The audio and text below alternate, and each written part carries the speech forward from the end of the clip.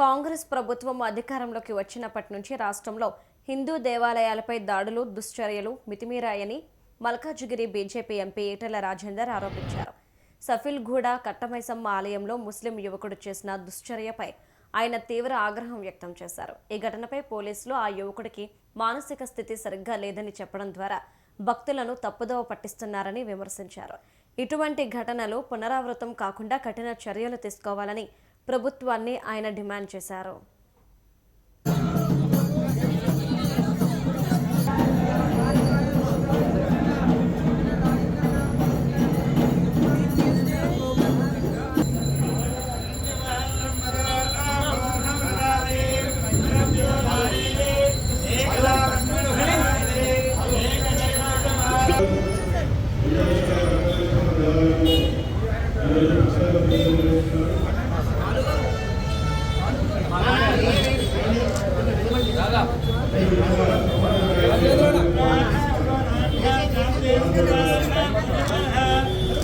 జై శ్రీరామ్, జై శ్రీరామ్, భారత్ మాతా కీ.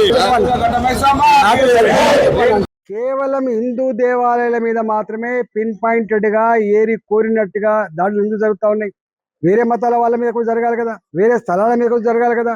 ఇవి కేవలం మభ్య పెట్టడానికి, మాయ చేయడానికి, తప్పుదో పట్టించడానికి పోలీసులు మాట్లాడుతున్న మాటలు తప్ప, వాళ్ళు మతి స్థిమితం లేని వాళ్ళని, వాళ్ళు పరాయి ప్రాంతం వాళ్ళని మాట్లాడితే తప్ప ఇది నిజం కాదు. నేను మళ్ళీ ప్రభుత్వాన్ని డిమాండ్ చేస్తున్నా, ఇంత ప్రశాంతమైన ఐక్యతతో ముందుకు పోయేటువంటి ఈ ప్రాంతంలో ఇలాంటి సంఘటనలు రేపు అనేక రకాల అనర్థాలకు దారితీసే ఆస్కారం ఉంటుంది. కాబట్టి వీటి ఆదిలోనే తుంచివేసే ప్రోగ్రాం, వీటిని ఆదిలోనే ఆపే ప్రయత్నం చేయకపోతే ఇది చిలికి చిలికి గాలివానగా మారి మరింత విస్ఫోటన వచ్చేటువంటి ఆస్కారం ఉంది.